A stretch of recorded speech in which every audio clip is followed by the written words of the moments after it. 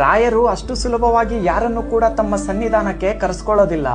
ಆದರೆ ಯಾರು ಜೀವನದಲ್ಲಿ ತುಂಬಾನೇ ನೊಂದು ಬೆಂದು ಈ ಕಷ್ಟಗಳಿಂದ ಅವಮಾನಗಳಿಂದ ತಾಳಲಾರದೆ ದಾರಿನೇ ಕಾಣ್ತಾ ಇಲ್ಲ ಅಂತ ಒದ್ದಾಡ್ತಿರ್ತಾರೋ ಅಂತವ್ರನ್ನ ಮಾತ್ರ ರಾಯರು ಯಾವುದೋ ಒಂದು ರೂಪದಲ್ಲಿ ಖಂಡಿತವಾಗ್ಲೂ ಕೂಡ ಕರೆಸ್ಕೋತಾರೆ. ಆದರೆ ಯಾರೆಲ್ಲ ಇಂಥ ಸಮಯದಲ್ಲಿ ಆ ಸನ್ನಿಧಾನಕ್ಕೆ ಕಾಲಿಟ್ಟಿರ್ತೀರೋ ಅಂತವರೆಲ್ಲ ನಿಮ್ಮ ಕಷ್ಟಗಳನ್ನ ಮರೆತು ಬಿಡಿ. ಯಾಕಂದ್ರೆ ಅದು ಕೇವಲ ಮಂತ್ರಾಲಯ ಮಾತ್ರ ಅಲ್ಲ, ಅದು ಸ್ವರ್ಗಾಲಯ. ರಾಯರು, ನೀವು ನಂಬಿ ರಾಯರ ಹತ್ರ ಹೋಗಿದ್ರಿ ಅಂದ್ರೆ ರಾಯರು ಯಾವತ್ತು ಅಪ್ಪ ತಂದೆ ಲಕ್ಷ್ಮಿಗಾಗಿ ಹೂ ಪ್ರಸಾದ ಕೇಳ್ತಾ ಇದ್ದೀನಿ. ಈ ಹೂ ಪ್ರಸಾದ ಏನು ಅಂತಂದ್ರೆ ಅವರು ಕೊಟ್ಟಿರೋ ದುಡ್ಡು ವಾಪಸ್ ಬರುತ್ತೆ, ಆ ವ್ಯಕ್ತಿ ಸಿಗ್ತಾರೆ ಮತ್ತೆ ಅನ್ನೋದಾದ್ರೆ ನಮಗೆ ಹೂ ಪ್ರಸಾದ ಕೊಡಿ ತಂದೆ. ಅವರಿಗಾಗಿ ನೀವಿದ್ದೀರಾ, ಅವ್ರ ಜೊತೆಲಿ, ಅವ್ರ ಮನೇಲಿ ಇದ್ದೀರಾ, ಅವ್ರ ಕಾವಲಿಗಿದ್ದೀರಾ, ಅವ್ರ ಮೋಸ ಹೋಗಲ್ಲ, ನೀವು ಈಸ್ಕೊಡ್ತೀರಾ, ನಿಮ್ಮನ್ನೇ ನಂಬಿದ್ದಾರೆ ಅನ್ನೋದಾದ್ರೆ ಹೂ ಪ್ರಸಾದ ಕೊಡಿ ತಂದೆ. ನೀವಿದ್ದೀರಾ ತಂದೆ, ಅವ್ರ ಪಾಲಿಗಿದ್ದೀರಾ ಅಂತ ಅಂದ್ಕೊಂಡಿದ್ದೀನಿ. ಮತ್ತು ಅವ್ರಿಗೆ ತುಂಬ ಜನ ಈಸ್ಕೊಂಡು ವಾಪಸ್ ಯಾರೂ ದುಡ್ಡೇ ಕೊಟ್ಟಿಲ್ಲ. ಅವ್ರಿಗೆ ನೀವು ವಾಪಸ್ ಕೊಡಿಸ್ತೀರಾ ಅಂತ ನಂಬಿಕೆ ಕೊಟ್ಟಿದ್ದೀರಾ, ನೀವಿದ್ದೀರಾ ಜೊತೇಲಿ. ತುಂಬಾ ಖುಷಿ ಆಯಿತು ತಂದೆ. ನೀವು ಯಾವತ್ತಿಗೂ ಹೀಗೆ ಇರಿ, ನಮ್ಮ ಜೊತೇಲಿ ಇರಿ, ಅವ್ರ ಜೊತೆಲೂ ಇರಿ, ಎಲ್ರಿಗೂ ಒಳ್ಳೇದಾಗಲಿ ಅಂತಲೇ ಕೇಳ್ಕೊತೀನಿ ತಂದೆ. ರಾಯರೇ, ಹೀಗೆ ಯಾವಾಗಲೂ ನಮ್ಮ ಜೊತೇಲಿ ನಮ್ಮ ಬೆನ್ನೆಲುಬಾಗಿರಿ ತಂದೆ.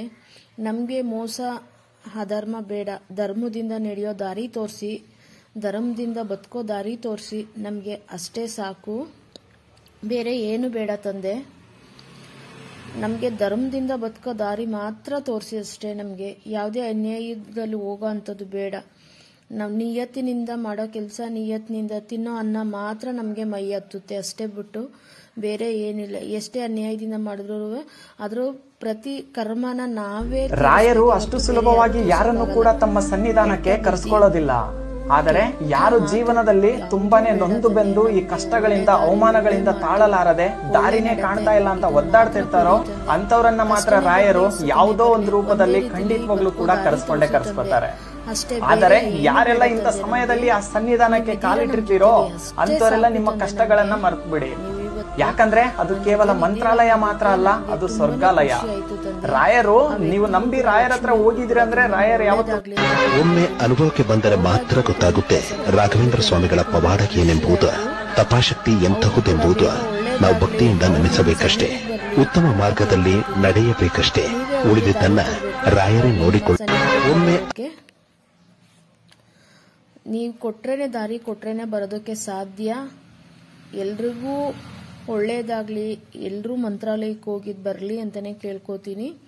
ನಿಮ್ಮ ನಮ್ದವ್ರು ಯಾವತ್ತಿಗೂ ಮೋಸ ಹೋಗಿಲ್ಲ.